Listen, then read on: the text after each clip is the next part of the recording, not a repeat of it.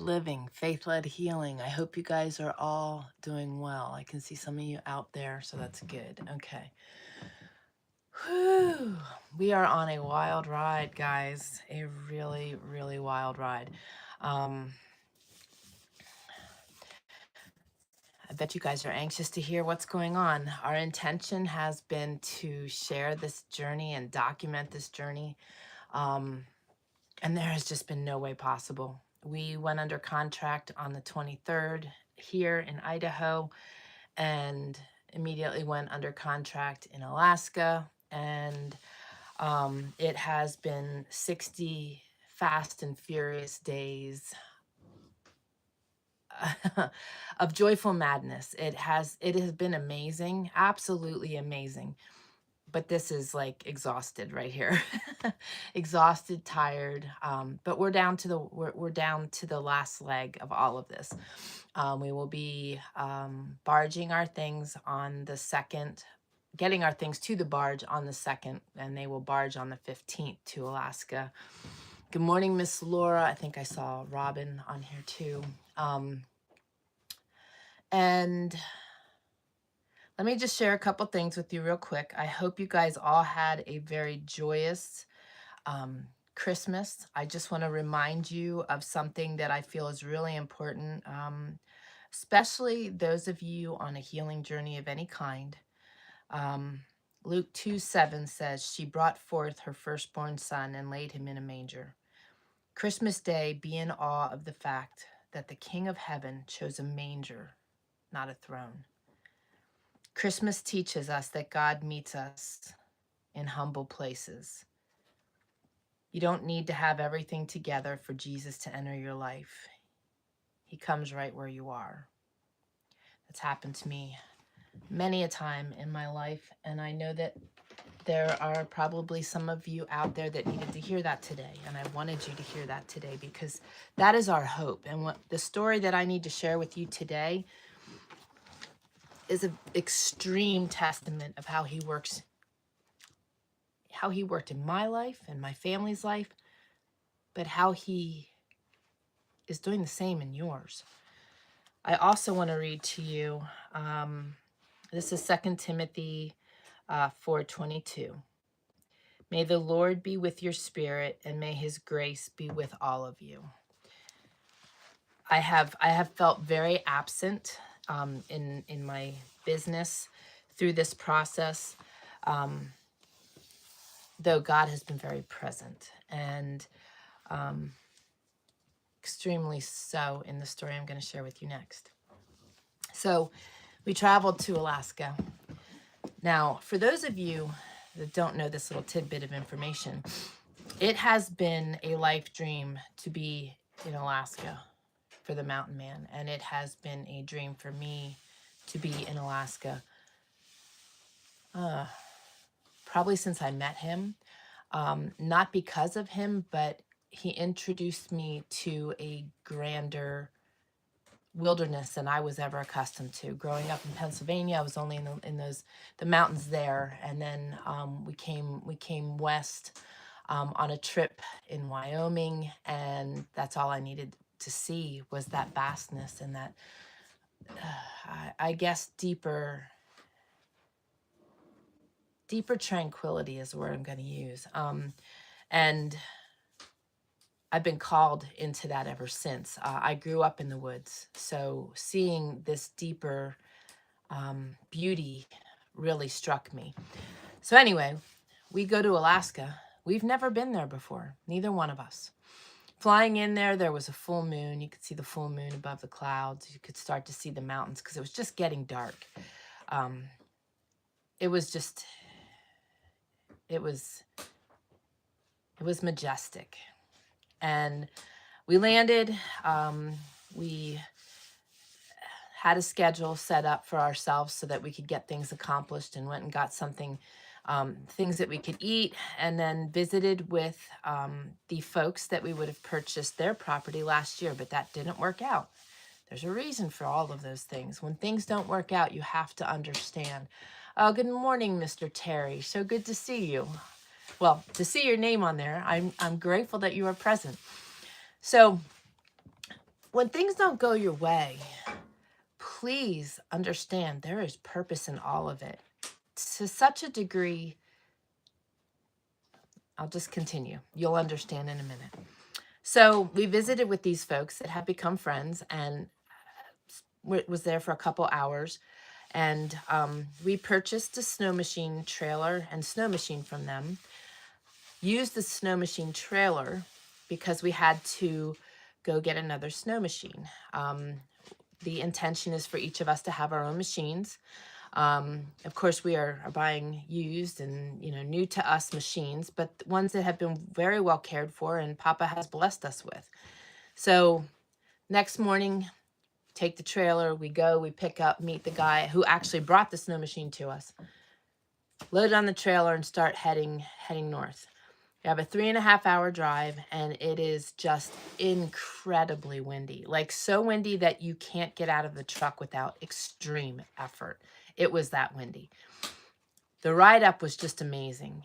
We've both seen mountains. We've both been captivated by mountains, by the wilderness our whole life. Oh my goodness, guys. It was just so amazing. It was so amazing. We enjoyed our ride despite the winds, despite feeling like we were going to get blown to Kansas. It was pretty crazy. We get up to the trailhead where we meet the fella that's taking us back into his property, and unload the snow machines, get on, and start heading in. Now, the winds we were driving in on the road are also the same winds that we were driving in to the peninsula.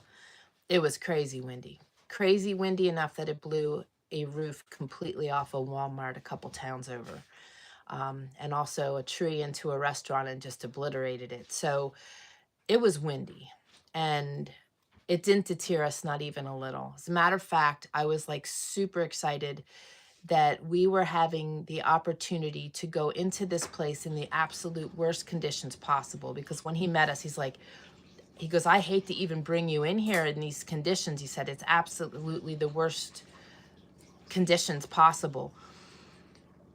So it was like a 2-hour ride in there. And when we got to the lake, there was a lot of overflow. So we had to skirt the edge of the lake. It was really dicey. We didn't know if there'd be open water or not. Just kept going. It was part of the adventure. It was honestly... I hate to say it this way, but that's the kind of stuff that we both live for. It fuels our fire. And also, this was the other beauty. Here is someone that has been living there for 50 years, and he's educating us. Educating us in things that we don't know. We are not prideful. We don't know everything. And he is an individual that we have been gaining a lot of knowledge from in a new terrain.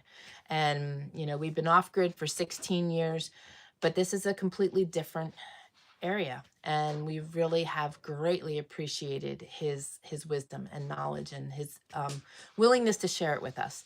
So we get into the peninsula. It's windy as all get out there too, obviously. But it was amazing. We had a beautiful evening with them, got to enjoy king crab legs and halibut, and just a really good time with them, good conversations. This place was just really, it nurtured my soul deeply. There is something for me with that water, and granted, it was frozen. It was just a really neat place that greatly captivated me. And during the night, I had to go out to the outhouse, and full moon in all its glory. I mean, it was just lit up out there. So I was videoing in the middle of the night out there. It was just really cool. And we spent the morning with them, did breakfast, and then, they showed us all the dynamics, all the ins and outs of the peninsula, the property, all of that. It was just amazing,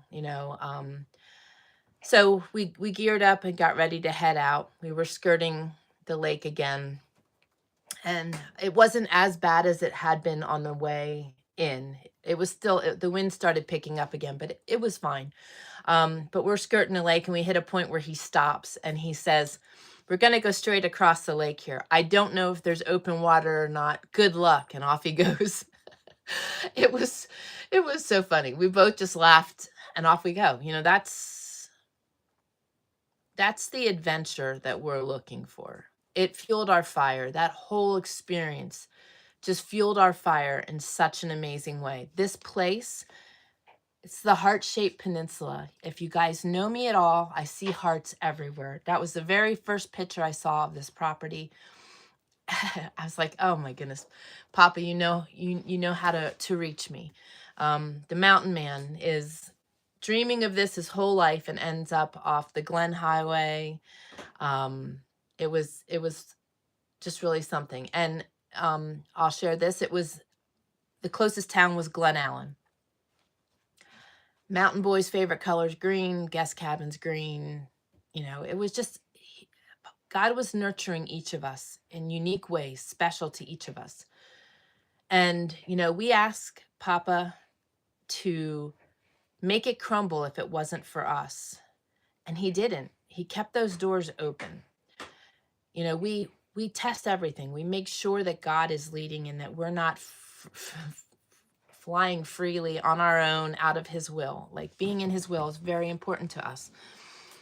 So we knew he was guiding all of this, and it was a really wild and amazing adventure and so much fun. It was very fast paced. Everything in the last 60 days has been it's such a fast clip. It's insane. I'm so ready for a slower pace.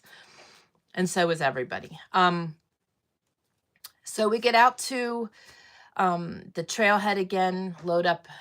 They were loading up their machines and gave hugs, said our goodbyes, you know, reiterated out at the peninsula that was the place for us, that was going to be our forever home. There was a lodge there at the trailhead, and that's where we chose to stay for the night just to keep things simple. And we go to our room, and man, it wasn't much sooner than we were in that room and settled in. It hit both of us at the exact same time, like a ton of bricks. When Papa pressed on us that this was not the place for us. What? What do you mean? How is that possible? Like, did we read him wrong? Did we misunderstand? Did we take off on our own? What just happened? That ton of bricks came with a feeling of nausea and the desire to vomit. Like, clearly, that's how at least I felt for 3 days. Totally upside down, totally redirected. Looking at other properties and nothing compares. Like, that place had everything that the mountain man could have ever asked for. It nurtured me deeply in the soul, just being out there, being in that place. And everybody's asking, how does the mountain boy feel about all of this? Well, it would be easy to see from the outside looking in that he's just following on our shirt tails of us two chasing our dream. But he's excited. He's excited about this. He's excited to see it. He's excited to be a part of it. So we were all, very flabbergasted. But one of the things that's really cool about our circumstances always is that he sees us chasing God over anything else. So God pressed that on us, that this was not the place for us. So as I shared, we started looking at other places. But here's what Saturday looked like. Actually, it was Monday. I'm sorry. We were there Saturday and went in Saturday, came out Sunday. Monday, we go to the post office where we had our mail being forwarded because we needed to have our mail forwarded. Got that all squared away. Picked up the mail that was there. We had plans to leave the snow machine in a storage unit up there. And then we're going to take the trailer back to be able to get the other snow machine and bring it up next trip. Well, it didn't make sense to leave that there because God just told us this is not the place for us. And what was really funny, we had this like epiphany yesterday, was that we just knew that area in general, like it was just done. It was done. We didn't even think twice about it. We didn't think twice about the pressing that was placed on us, that this was not the place for us. It made us sick as all get out, especially sick to have to tell these people, you know, that this happened. You know, we felt terrible to have to share with them, you know, but we didn't bat an eyelash. And it took 4 days. And then Papa pressed on me that what happened out there was exactly what was supposed to happen, and that he was asking us to pick up our cross and follow him. There was our heart's desires laid out right in front of us immensely. And he pressed on us that it wasn't for us, and we didn't bat an eyelash. We walked away. So that gave me great comfort and peace, knowing that, you know, we didn't understand it at first, but when he pressed that on me, it gave me great joy in knowing that we were that in tune with him, and that desiring to be in his will, that we didn't even bat an eyelash. We were sick about it, but we walked away. We totally walked away because our snow machine ended up in a storage unit 3 hours away. You know, got on the phone, found another storage unit, and was ready to wait on him. And that's exactly what we've been doing, is waiting on him, trusting him to lead and guide us. So we are not going to the peninsula. And these words were what were spoken to me. And I want to share them because I think they play a big role in all of this as well. A comment was made to me, Papa this and Papa that. You're delusional and you're living in a fantasy world. And, you know, in my younger days, I would have taken great offense to those words. I felt sadness, not for me, for them. But I also felt great joy and peace in our decision, and realized that, you know, for someone who doesn't know God, hasn't seen his miraculous, they would think I'm delusional and that I'm living in a fantasy world, right? And that's what he saw. What we saw and what we experienced was full, hardcore obedience. And I want to encourage you guys, you know, we could have purchased that place. We could have appeased these people and been more worried about offending them and walked away and offended God. That would have been real easy to do. And you know, I'm sure in our past there have been times where we've done that. But desiring to live a life for him and desiring to live a life upright and walking the walk and talking the talk, it requires us to be our utmost peculiar beings, living in a fantasy world, being delusional to the rest of the world, in an effort and desire to pick up our cross and follow him. And if you know me at all, I've lost that concern of pleasing people and pleasing the world. My greatest desire is to serve one and to serve him well. And I am pleasing him. And so is my husband. And I was really excited for us that we embraced that situation the way we did. We didn't even think twice. And, over those next 3 days, we had communicated with them, and it initially went well. And then later we received another phone call, and we're prayerful that, that Papa will soften their hearts and truly see what transpired there. We desire to be a light. We desire to enjoy their friendship, and that is our prayer. But looking at other properties, nothing compared. It was really strange. It was a very weird 3 days. And then once we had that understanding, it just got easier because, and even in those 3 days, we know that he moved us away from that, but that he will have something better for us, that he's got a different plan for us. And we've been experiencing some things since then, and are kind of getting an idea of where he's taking us.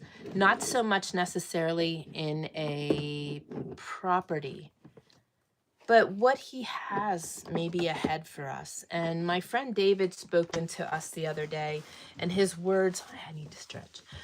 His words were really powerful to me, in that, sometimes in our lives, we're going to be amongst people that are going to be really uncomfortable around us, because God is shining through immensely.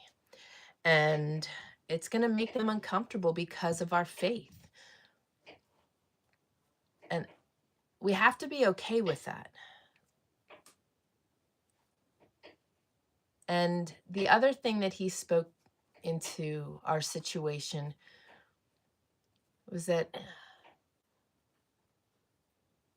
as it says in the Bible, when the soldiers were going in to, and when they found Rahab, that their steps were magnified. And he was sharing that when God has a purpose for us, all of us, that in this case, he's taking us to Alaska, and our steps are going to be magnified because the enemy isn't liking the fact that we are on his soil.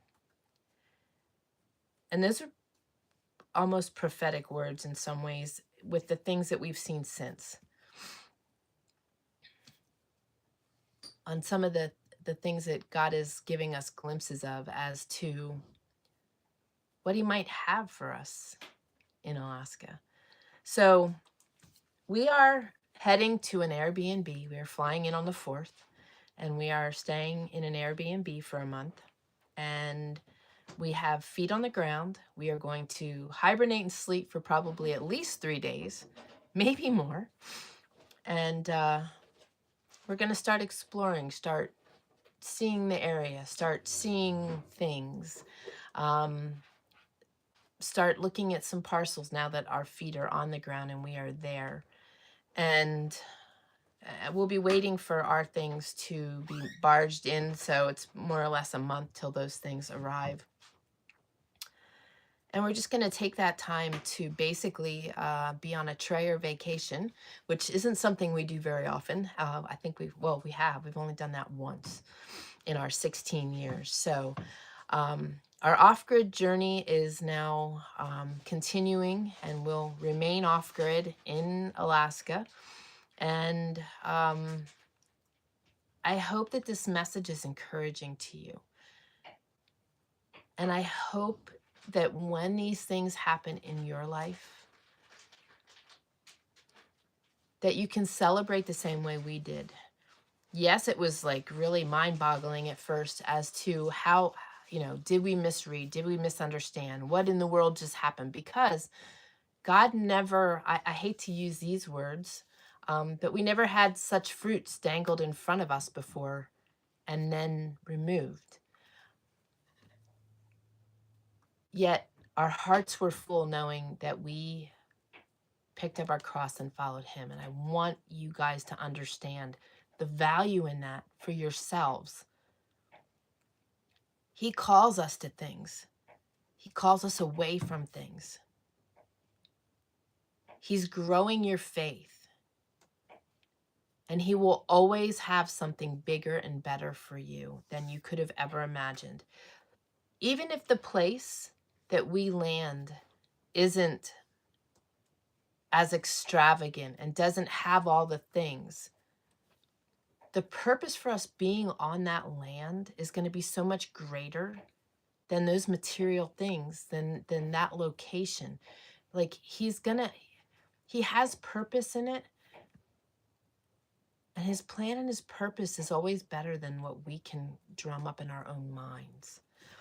I fully trust and believe that he is going to nurture our hearts in such a tremendous way.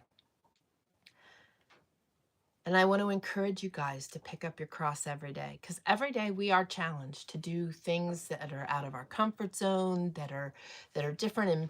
And many of you may never embark on such a crazy, wild adventure as we are, but he will take you through things in your lifetime that require you to pick up your cross and follow him too. And I want you to do it wholeheartedly. I want you to be ready. Some people could say we are absolutely crazy just embarking on this journey, not even knowing where we're going. But we know we're going where he's taking us because he's opened all the doors. He continues to open all the doors. He has answered our prayers. And we officially closed on this parcel on the 23rd of December. So it was a 2-month process. In the meantime, we've just been doing so many things. At some point when we are up there, we'll share some of the journey with you. You just can't make all this stuff up. Of course, the enemy was trying to get involved many times, doing, having unusual circumstances unraveling in front of us. But we kept our eyes on Papa, and he continued to lead and guide. So that is what has happened to us. And it has been an absolutely, truly an amazing journey. And this is just the beginning. This is just the beginning. So I'm gonna close us in prayer. Papa, I just praise you for this glorious day. Another day with breath in our lungs. Another day that you have intention for our steps in this world. And I just praise you for what you're doing in each of our lives. I praise you that you chose a manger over a throne, that you walked with us, that you've given us this hope and the example, and that you've ultimately blessed us with eternal life when you died on the cross for our sins.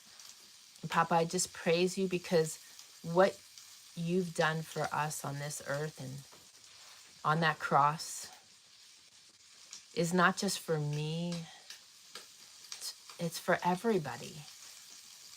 And even though some people will not understand us, they will call us peculiar, they will call us delusional and living in a fantasy world, the same gift is there for them. And I thank you that you've enabled us to be strong in faith, to be strong in you, and to pick up our cross and follow you, even when it didn't make sense. And I pray that everyone here that's listening will do the same thing in their circumstances. And I also pray that those people that see us as delusional and living in a fantasy world and being the peculiar selves we are called to be, will see for themselves what true obedience looks like, what true faith looks like, and want it for themselves. Papa, use each and every one of us. May we be a light for your kingdom. May we continue to shine brightly even when people don't understand us. I ask that you soften these individuals' hearts and wrap your loving arms around them, and may our friendship endure a lifetime. And Papa, I ask that you wrap your loving arms around everybody listening today and in the replay. Provide for their needs. Give them comfort and peace and hope in their circumstances. Help them to understand that everything happens for a reason. and that beauty comes from the ashes, and that your will is greater than our will could ever possibly be. And may our family be a light and an example to others, and may we humbly continue to follow you. Actually, right now we are hanging on to the beads at the end of your robe hem and wildly flailing. And we praise you for the opportunity to do so. Thank you for opening the doors for us. I ask that you open the doors for everyone listening in this new year. May they continue to seek and knock and ask, and may they find you. It is one of the most beautiful things we can experience in this lifetime on this earth, is that relationship with you. It gets better and better with time, and the more time we spend with you, the greater the relationship. And I just thank you for that in our lives, and I pray for that in all of these beautiful people's lives. Nurture them, provide for them, heal them. Healing comes when we strengthen that relationship with you. I know that wholeheartedly. Help me to convey that this year and this new year with the things that you are pressing on me. Papa, we just thank you and love you. We thank you for the wisdom, knowledge, direction, discernment, awareness that you give us. And I thank you tremendously for the abundance and the blessings that you just continue to bless all of us with. I pray that everyone's eyes are open and they see you in their circumstances as we do in ours.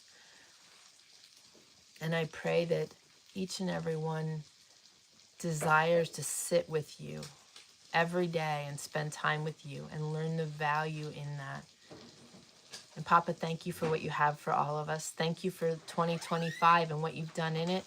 And even more so, thank you for 2026 and what you're going to do in it. Thank you for loving us. Thank you for what you have for us. And may you shine brightly in everything that we are doing. And may people see you through us.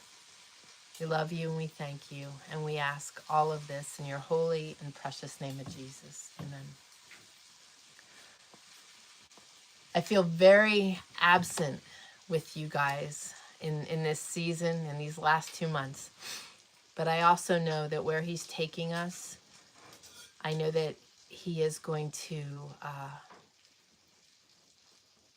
shine through even brighter in the new year, and just how he is nurturing our hearts and our souls and in our spirits, and how he's sitting with us in this season. So I've missed you greatly.